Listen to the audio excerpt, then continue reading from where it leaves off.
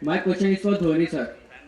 Sir, what lesson the game of cricket teaches you? What game of cricket teaches me? It teaches you a very important lesson in life. I feel cricket is it's a great leveler. It levels you out. If you're not if you're not humble, it teaches you how to be humble. Cricket एक ऐसा game है जो flip of coin से start होता है. Toss के ही वक्त पैसा ऊपर जाता है. यू डोंट नो हेड आएगा टेल आएगा. क्रिकेट देखा गया एक ऐसा गेम है जब आप खराब फॉर्म से गुजर रहे होते हैं तो 90% ऑफ द टाइम जो ऑपोजिशन का सबसे स्ट्रॉन्ग बॉलर होता है वही आपको बॉलिंग कर रहा होता है और जो सबसे खराब फील्डर होता है वही आपका डाइव मार के एक हाथ से कैच पकड़ता है. ये ऐसी चीजें हैं जो जो क्रिकेट में ही होती है. That's why we always say it's a great leveller. और हार्ड वर्क जो आपको करना पड़ता है. You have to deal with your emotions, pressure, जो positive thinking की बातें होती हैं, and it all relates to you. It all relates to us when it comes to our life. So I feel it teaches you a lot. Again, it is a team sport. So अगर आप दूसरे भी team sport अगर खेलते हैं तो ये सारी चीज़ें आप सीखोगे. But कुछ जो specific चीज़ें हैं वो मुझे ऐसा लगता है कि सिर्फ क्रिकेट जैसे गेम में ही होती है. अगर आप now टेक्नोलॉजी की बात की जाए, I think it has to be taken in a humorous sense. DRS की अगर बात करें तो depending on your luck, same decision पे आप आउट भी हो सकते हैं और नॉट आउट भी हो सकते हैं. अगर अंपायर ने आउट दिया है तो आप आउट है, नॉट आउट दिया है तो नॉट आउट है. तो it further adds on to some of the other complexities of cricket. Hi, MS. Over here, on your right side. Behind the cameras. Can you see me? Mister India नहीं दिख रहे आप. Yep, no problem. My question can be heard. Yeah. Hi, I'm Sumit. MS, my question for you is that before you started playing cricket and you were still an aspiring cricketer and you wanted to get into a team India, where did you see yourself while you were retiring or while you were done playing cricket? Have you already achieved or was something different? Sorry. You'll have to repeat the last part. Okay, so I was saying. सवाल सीधा सवाल पूछो ना, आगे का हटाओ. सीधा सवाल जो है सर, सीधा सवाल ये है कि have you achieved what you wanted to achieve from cricket? जब मैंने क्रिकेट खेलना स्टार्ट किया था तो फर्स्ट ऑफ ऑल मैंने कभी नहीं सोचा था मैं इंडिया के लिए खेलूंगा. आई थिंक इंडिया का जो मैं टूर मैंने कंप्लीट किया, मैंने परफॉर्म अच्छा किया था. उस समय मुझे पता चला कि मैं इंडिया के लिए खेलने वाला हूँ, चाहे आज खेलूँ, 6 महीने बाद खेलूँ या 3 महीने बाद खेलूँ. तो मैंने कभी ये सोच के नहीं खेला था कि मुझे ये अचीव करना है. ये मेरा पर्सनल माइलस्टोन होना चाहिए. स्कूल से ही जब हम क्रिकेट खेलते थे या जब हम पार्क में क्रिकेट खेलते थे, हमारा एक ही मोटिव होता था, हमें मैच जीतना है.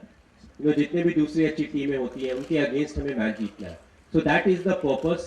माइलस्टोन से अगर आप अपना फ्यूचर डिसाइड करें तो मुश्किल हो जाएगा. माइकल फेल्प्स के नाम बहुत सारे ओलंपिक गोल्ड है, वो तो फिर 5 के बाद ही उनको रिटायर हो जाना चाहिए था.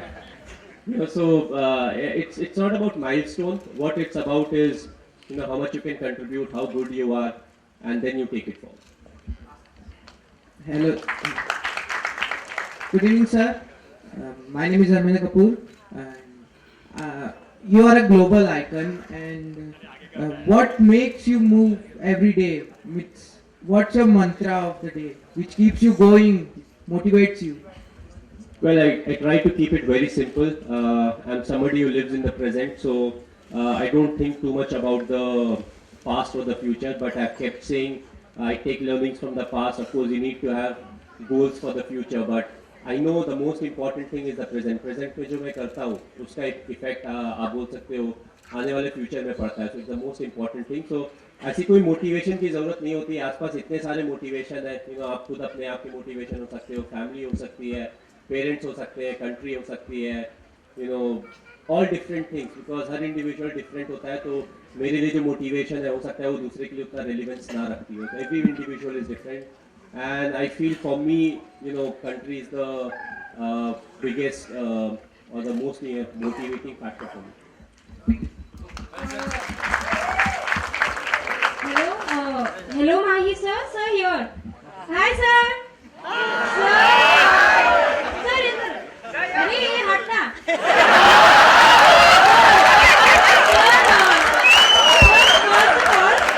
First of all, I what you have done for our nation. So okay, so coming to the point, और सर आज आप बहुत सही दिख रहे हो.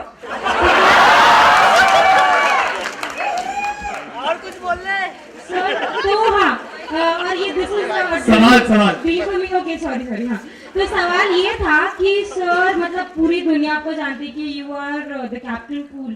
तो सर जैसे मैं स्टूडेंट हूँ, मुझे एग्जाम में कुछ डिफिकल्ट आ गया प्रेशर, तो सर आप प्लीज मुझे टिप्स दे सकते हैं कि कैसे कूल एंड काम रहने, क्योंकि आप इतने प्रेशर सिचुएशन में थी. ये इसका बहुत ही सिंपल आंसर है और ये एक्चुअली मेरे लाइफ में हुआ है, तो मेरे लिए बोलना बहुत आसान है. आई थिंक एग्जाम जब आपको क्वेश्चन पेपर मिलता है, it's already two late.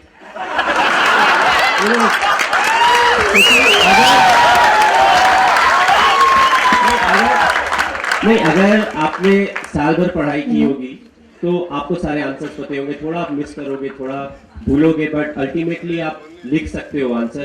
That's why मैं जिस स्कूल में भी जाता हूँ, जब भी स्टूडेंट से इंटरेक्ट करता हूँ, मैं यही बोलता हूँ, इंपॉर्टेंट है कि हर दिन आप जो आप क्लास अटेंड कर रहे हो उसमें अटेंटिव रहे और हर दिन थोड़ी थोड़ी पढ़ाई करते रहे. ऐसा नहीं कि लास्ट 2 महीने में जम के पढ़ाई करें और बाकी 9 महीने 10 महीने में हम कुछ भी नहीं करें.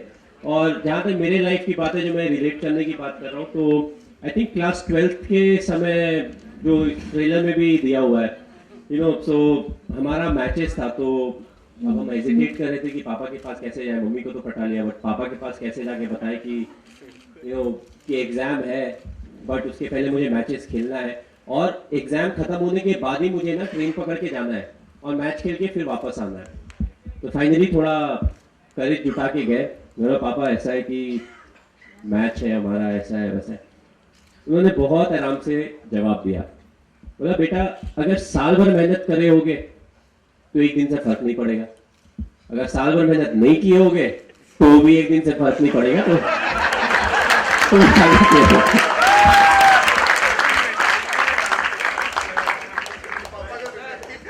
Hello. My name is Nishi Jain. Hello, sir. Very sweet. Okay, yeah. Straight. Hello, sir. I am Nishi Jain.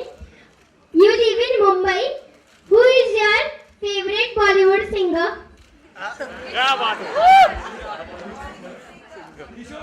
यार ये बड़ा सिंपल आंसर है, Kishore Kumar and Lata Mangeshkar. Hello, good evening, Mahik sir. Good evening, Sushant sir. Yeah. Mahik sir, what was going on in your mind when Misbah scooped that shot over to Shrishant? And also because hitting the World Cup winning 6 over long off. Long on. नहीं, जहाँ तक 2007 world cup के catch की बात की जाए तो TV में जब मैंने देखा, वापस आने के बाद हम हाईलाइट देख रहे थे, मेरा हार्ट रेट भी ऊपर चला गया था. और जिस तरीके से वो बॉल के ऊपर फोकस कर रहे थे, आपने ऑफ कोर्स टेलीविजन में देखा होगा, तो वो तो मुझे लगा कि टीवी में देखते हुए कि ये तो गया मतलब 1 बाउंड स्कोर हो गया. बट एक्चुअली जब मैच हो रहा था तो मैं वहीं पे था, तो आई वाज जस्ट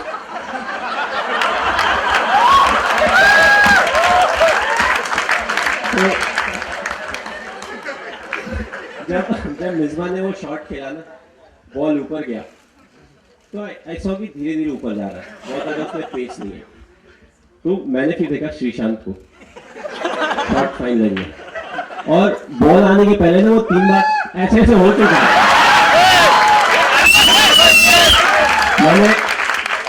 मैंने बोला अगर ये ड्रॉप हुआ ना तो क्या होगा नहीं पता. बट आई फील जो आसान कैचेस होते हैं क्रिकेट में, वो सबसे ज़्यादा मुश्किल कैचेस होते हैं, क्योंकि जब आप बॉल को देखते हो सारी चीज़ें आपके सामने आ जाती है. छूट गया तो ये होगा, वैसा होगा, बॉल धीरे धीरे नीचे आ रहा है. दैट्स व्हाई वी से being in the present is important, but दिमाग इतना स्ट्रांग होता है वो आगे पीछे लेके जाता ही है आपको. So I feel that was one of the toughest catches. और जहाँ तक 2011 वाले शॉट की बात की जाए तो it was a big relief कि हाँ भाई खत्म हो गया वर्ल्ड कप, हम जीत गए. क्योंकि जहाँ जाओ हर कोई एक ही चीज़ बोलता है, सर वर्ल्ड कप जीतना है. क्यों? इंडिया में हो रहा है. तो बोला आज तक कोई होस्ट कंट्री नहीं जीती, क्योंकि कुछ समय के बाद it was important for us to have fun. क्योंकि हर कोई सेम चीज़ बोलता था। आप एयरपोर्ट से निकलो, होटल में जाओ, उसके बाद आप फिर होटल से निकल के किसी और सिटी में जाओगे, नए होटल में जाओगे, नए लोगों से इंटरेक्ट करोगे। Every time it was the same question, world cup जीत रहे हैं ना, और सबका आंसर एक था, इंडिया में हो रहा है। इट वाज अ रिलीफ कि हाँ खत्म हो गया।